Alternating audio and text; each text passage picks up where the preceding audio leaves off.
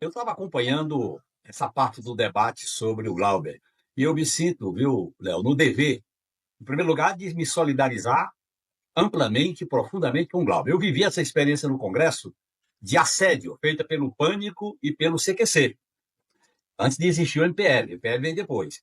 A presidência da Câmara, na época, não era o que existe hoje, não é do estilo Lira. E a certos lugares eles foram proibidos de fazer esse tipo de provocação e assédio. Em segundo lugar, Léo, uma greve de fome é uma denúncia e uma conquista. Eu fiz uma greve de fome quando estava preso. Nossos presos políticos fizeram uma greve de fome de 10 dias em solitária. E o pior momento, por isso que eu estou falando disso, são os primeiros dias da greve de fome. Certamente o Glauco está vendo um dos piores momentos da greve de fome, que são os primeiros dias. Depois você entra numa situação de torpor, né? E fica muito deitado, etc. E eu acho que o que o sistema quer? Quer domar, quer enquadrar. O pior cenário seria o Glauber renunciar ao mandato e voltar a disputar a eleição. Aí ele fica na vala comum. Eu acho que é um ato correto, legítimo, para causar repercussão, para dizer que essas arbitrariedades não podem ficar assim. É uma espécie de falta de decoro parlamentar que fizeram contra ele, até porque o relator votou, se absteve no pedido de prisão, na discussão da prisão do Shequil Brazão, se absteve, o relator do caso do Glauber. Então, eu acho que a coisa chegou a um ponto que esse gesto do Glauber merece o nosso apoio, a nossa solidariedade e que cause repercussão, que desgaste mais ainda, que mostre à opinião pública a que ponto o parlamento chegou. Quer dizer, o mandato parlamentar tem que ser preservado. Você não pode permitir que uma pessoa entre no parlamento para agredir o parlamentar. Eu sou de uma época que a imunidade parlamentar existia. O parlamento, o plenário, o Salão Verde era algo sagrado. Na época da Constituinte tinha muita mobilização, muita movimentação, mas não tinha esse assédio. E eu repito, Léo, essa política de assédio do MBL foi iniciada pelo CQC e pelo Pânico. É bom deixar isso muito claro, e eu vivi isso. Eu me lembro perfeitamente. Eu lembro, era o Danilo Gentili te assediando. Isso aí era o começo da fascistização do Brasil. Exatamente. Olha, esse que agora faz o Provoca da TV Cultura, eu nem vou citar o nome dele, que dirigia essas provocas. Eles chegaram a usar uma criança de 12 anos para entrar no meu gabinete para provocar uma entrevista.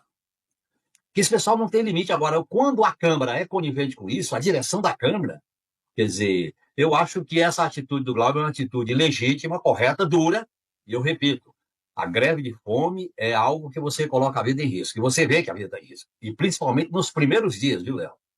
O problema da greve de fome é no começo e para terminar, porque quando você termina não pode ser de uma vez, tem que ser aos poucos.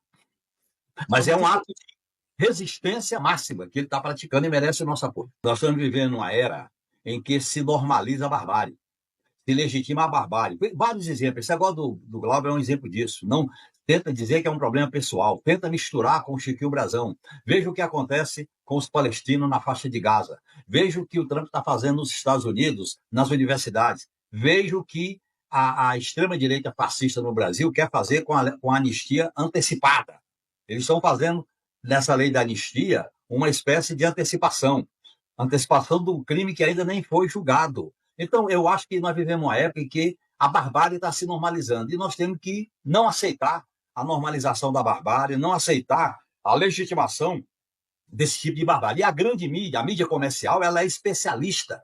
Aliás, a orientação ideológica dela é exatamente normalizar tudo. Tudo é normal, o Bolsonaro é normal. Eles normalizaram o Bolsonaro quando ele era um espetáculo do baixo clero. Foram normalizando, o cara virou presidente da República. Eles vão normalizando as coisas, é senso comum. Então, eu acho que a gente tem que se revoltar contra esse estado de coisas. É no Brasil, é no mundo, é em todo canto. Olha o que o Milei está fazendo na Argentina. Olha aqui no Brasil a extrema-direita com a lei de anistia. Olha o que o Trump está fazendo nos Estados Unidos. Olha o que estão fazendo no Oriente Médio. Essa barbaridade está se normalizando. A esquerda não tem que gritar. A esquerda tem que se diferenciar. A esquerda não pode se misturar e aceitar que isso seja normal. Eu quero falar da questão da anistia, mas ainda na questão do Glauber, né? Qual é que você acha que vai ser o desfecho disso? Você acha que antes, quando for decidido, o Glauber tem que pedir para sair e, com isso, salvaguardar o direito dele vir no ano que vem? Olha, eu acho que se o Glauber renunciar ao mandato para voltar o ano que vem, ele está se dobrando à lógica da perseguição contra ele. Porque quando você entra numa luta, você tem que preservar a dignidade e a mística da luta. Eu discordo se ele for por esse caminho. Segundo, eu acho que ele tem que ir para a greve como denúncia da situação, tá certo?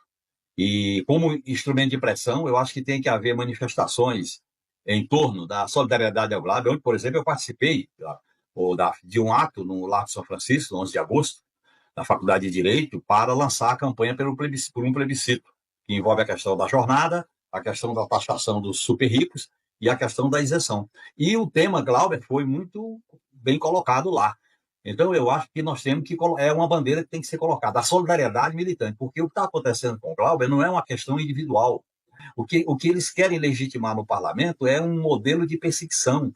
A pessoa não pode falar certas coisas, não pode denunciar certas coisas, não pode se revoltar contra certas coisas. O Daf, eu sou de uma época no parlamento que a gente ocupava plenário. Eu sou de uma época que teve 2 companheiros do PT que fizeram greve de fome. O país, por causa do salário mínimo, fez uma greve de fome, até botar o salário mínimo na pauta. E um companheiro do PT do Maranhão, por causa da vitória, da campanha eleitoral do Flávio Dino, quando ele disputou pela primeira vez o mandato de governador.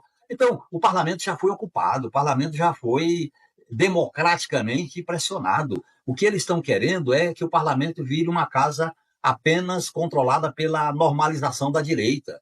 O parlamento é do conflito democrático, é da polêmica. E outra coisa, o parlamento tem que ser preservado desse tipo de ataque que o MBL faz, que outras forças fazem, porque isso fere o exercício do mandato parlamentar. O mandato parlamentar não é do Glauber, é do povo que votou nele, a gente tem que refletir. E eu acho que ele tem que levar essa luta para valer. Eu acho que é duro, é difícil, nós não sabemos o que pode acontecer, mas o que está em jogo é a dignidade política do Glauber. Ele não pode aceitar que seja desmoralizado politicamente pelos carrascos. O carrasco, seja na tortura, seja na perseguição, seja na coação, ele quer desmoralizar a vítima. Ele quer matar a vítima. Quando não mata fisicamente, mata a reputação, mata a imagem. Então, eu acho que o que está em jogo nessa questão do Glauber é uma coisa muito séria. Eu que vivi já a experiência desse tipo, inclusive com greve de fome, como já citei, né? Quando a gente entrou na greve de fome, estava preso. Ficamos 10 dias em greve de fome na cadeia. A gente podia morrer, podia. A gente não aceitava, só aceitava água. E eles viam, a gente não aceitava botar soro, porque a gente estava numa resistência. E causou muita repercussão, porque foi na época da eleição de 74, quando o MDB de então teve aquela grande vitória. Então, é uma luta. Lamentavelmente, se chegou a esse ponto de colocar a vida numa luta. Aliás, existem várias experiências internacionais de que a greve de fome é uma forma de luta que tem sua legitimidade. Não é um problema pessoal do Glauber, é um problema da esquerda, é um problema do rumo político para enfrentar esse centrão e essa extrema-direita.